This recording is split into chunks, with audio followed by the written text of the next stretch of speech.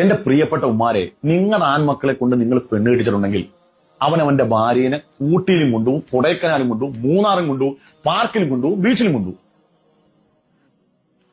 ആ വരുന്ന പെൺകുട്ടിക്ക് വലിയ ആഗ്രഹങ്ങളും പ്രതീക്ഷകളും ഉണ്ടെന്നേ.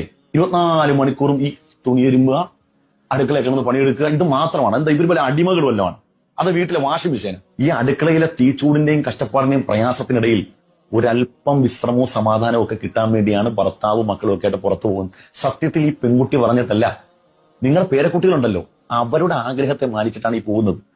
കാരണം അവരുടെ കൂട്ടുകാരികളും ഒക്കെ ആയ അവരുടെ സൗഹൃദ വലയത്തിലുള്ളവരൊക്കെ പുറത്തു പോവുകയും വാപ്പമ്മമാരെയൊക്കെ ആയിട്ട് കളിച്ചിരിയും, അവര് പാർക്കിലും ബീച്ചിലും ഒക്കെ പോയി, അതുപോലെ തന്നെ അവര് സ്വിമ്മിംഗ് പൂളിലൊക്കെ കുളിക്കുന്നതൊക്കെ അവര് ഫോട്ടോ ഒക്കെ എടുത്ത് സ്റ്റാറ്റസ് ഇടുമ്പോൾ നമ്മുടെ മക്കൾക്കൊക്കെ ആഗ്രഹം ഉണ്ടാവും, നമ്മുടെ ചെറുകിടാങ്ങൾക്ക് ആഗ്രഹം ഉണ്ടാവും.